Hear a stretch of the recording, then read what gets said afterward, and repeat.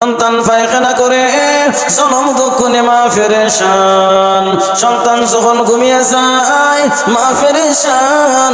সন্তান কান্না করলে জনম দুঃখে মা পেরেশান। সন্তান যখন খাবার আহার করে না জনম দুঃখে মা পেরেশান, পাগলের মতো হয়ে যায়। আরে আমার সন্তান কিসের জন্য আহার করে না তার কারণটাকে আমি জানতে পারি না।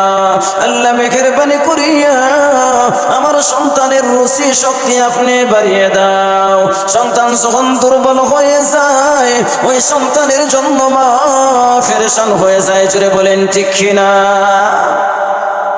তাহলে ওই সন্তানকে লালন পালন করতে, সন্তানকে বড় করতে মা কত কষ্ট করতে হয়। ওরে নবীর উম্মতের দল, এজন্য আল্লাহর রাসূল বলেছেন মায়ের খেদমতের কথা 3 বার বলেছেন, বাবার কথা 1 বার বলেছেন। বাবা যখন সন্তান প্রস্রাব করে দে, সন্তান যখন পায়খানা করিয়া দে, সন্তানকে বাবা 2 হাতের মধ্যে উঠাইয়া বলে আহারে আমারে যদি বড়াইয়া দে, সন্তানকে 2টা ডাকনার মধ্যে দড়িয়া ধরে বাবা উঠাইয়া দে। আর মা এমন মা, ওই জনম দুঃখিনী মা, আপনি আমার মা সন্তানকে কোলের মধ্যে উঠাইয়া নে, সন্তানের গালে মুখে চুম্বন করে ওই সন্তানের জন্য মা পেরেশানি হয়ে যায়। এজন্য মায়ের কথা নবীজি 3 বার বলেছেন, বাবার কথা 1 বার বলেছেন।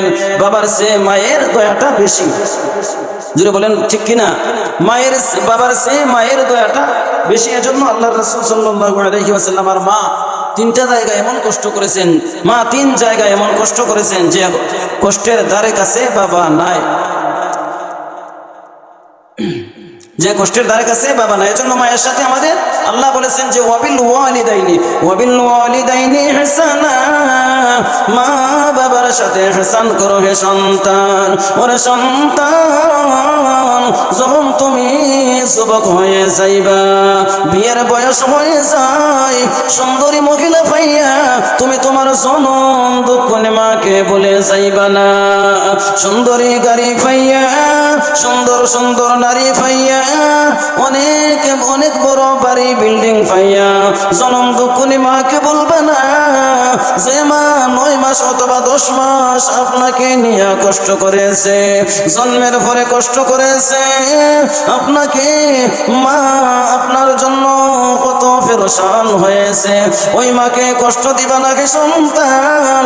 যদি মাকে কষ্ট দাও তাহলে নবীজি বলেছেন ইন্নাল জান্নাতা তাহতা আকদামিল উম্মাহাত হুমা জান্নাতুকা ওয়া নারুকা। মা বাবার পায়ের নিচে সন্তানের জান্নাত, আবার মা বাবার পায়ের নিচে সন্তানের জাহান্নাম। সন্তান মা বাবার খেদমত করো, আল্লাহর তৈরি জান্নাতে যেতে পারবা। আর যদি নাফরমানি করো আল্লাহর তৈরি জাহান্নামে চলে যাইবা, এমনকি বেঈমান হইয়াও মারা যাইবা। আপনি যদি মসজিদের ইমাম হন, মা বাবার সঙ্গে ভালো আচরণ না করেন, আপনি জাহান্নামে যাইবা।